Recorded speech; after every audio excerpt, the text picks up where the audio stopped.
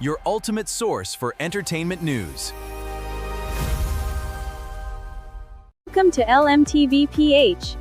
Make sure to hit that subscribe button and click the notification bell to keep updated on our latest videos. 13 years after nilang pagtambalin sa My Little Bossings, balik eksena ang childhood stars na sina Riza Mai Dizon at Bimbi Aquino Yap at talagang pinag-uusapan ito ng buong bayan. Mula sa pagiging magkaibigan noon, muling nag-spark ng kilig ang dalawa sa kanilang mga bagong litrato sa set ng Eat Bulaga. Hindi lang basta reunion ito dahil ramdam na ramdam ng mga fans ang kanilang genuine chemistry na matagal na palang hinihintay. Sa isang espesyal na guesting sa Eat Bulaga, talagang pinakilig ni Bimbi ang audience at si Riza Mai nang haranahin niya ito ng kantang Maybe This Time. Ang sayawan at biruan nila sa stage ay parang throwback sa kanilang My Little Bossings days, pero kitang-kita na ang maturity nilang dalawa. Maraming dabarkads ang natuwa dahil ang dating makulit na bata na si Riza Mai at ang batang si Bimbi ay pinagtagpo ng tadhana ulit. Sabi pa ng ilang fans, swak na swak si Bimbi sa Eat Bulaga at talaga namang gamot sila sa stress dahil sa sobrang kilig na hatid ng tandem na tinatawag ngayong Maybay, hindi na mapigilan ng mga fans na humiling ng mas malalaking projects. Marami ang nagre-request sa social media na sana ay magkaroon sila ng movie ngayong Pasko na may titulong Maybe This Time dahil sigurado raw na dudumugin ito ng mga tao. Sabi nga ng isang fan, Maybay forever, dahil sa nakakatuwang banter nila na patunay na kahit lumipas ang panahon, ang kanilang pagkakaibigan ay nananatiling espesyal. Habang patuloy silang nagbibigay ng good vibes sa bawat guesting, isa lang ang sigurado, ang Maybay magic ay buhay na buhay at patuloy na nagpapasaya sa ating lahat.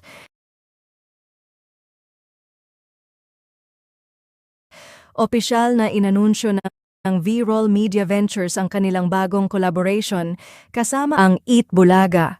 Sa isang post, ibinahagi ng V-Roll ang kanilang matinding pasasalamat dahil binuksan ni Miss Jenny Ferre, ang captain ng Eat Bulaga, ang pinto para sa partnership na ito. Ayon sa team ng V-Roll, isang malaking karangalan para sa kanila na maging bahagi ng legacy ng Eat Bulaga at excited sila para sa mga bagong kwento at makabuluhang collaborations na darating sa kanilang journey. Dahil sa bagong partnership na ito, marami ang nagtatanong, posible nga bang magkaroon ng proyekto ang trending na tambalang Riza Mai Dizon at Bimbi Aquino o ang Maybe sa ilalim ng joint venture na ito? Siguradong maraming fans ang magiging excited kung magkakatotoo ang team up na ito sa hinaharap. Ano sa tingin ninyo? Mag-comment ka na sa baba. Business tycoons Manny V. Pangilinan at Ramon S. Ang, nanatiling tikom ang bibig tungkol sa mga balita ng posibleng kolaborasyon at ang haka-hakang pagbili sa media giant na ABS-CBN. Sa isang pagkakataon sa birthday celebration ni MVP, sinabi ni RSA na isang great honor para sa kanya ang makatrabaho ang business leader, habang ngiti at pagturo naman kay RSA ang naging sagot ni MVP. Sinabi naman ni TV5 President at CEO Guido Zabaliero na wala siyang alam tungkol sa nasabing acquisition. Sa kabila ng pananahimik sa usapang corporate, ramdam ang malaking pagbabago sa programming ng mga network.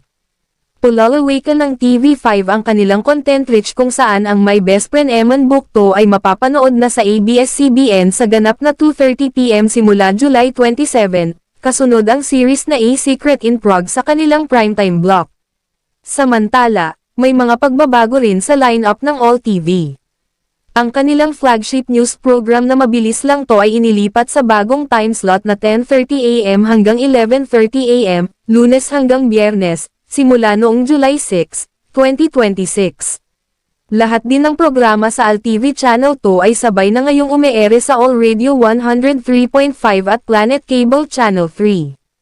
Tuwing Sabado ng umaga, mapapanood na sa All TV ang sagot ni Doc mula 8:30 AM hanggang 9:30 AM, nasusundan naman ng legal program na dapat legal sa 9:30 AM. Bukod dito, ang musical show na Vibe ay nag-rebrand na bilang Vibe dagdag sa ilalim ng direksyon ni Mr. Johnny Manahan, at kasama na sa regular host si JG Delana para sa mas malawak na format na kasama na ang international songs. At hanggang dito na lamang ang ating update for today.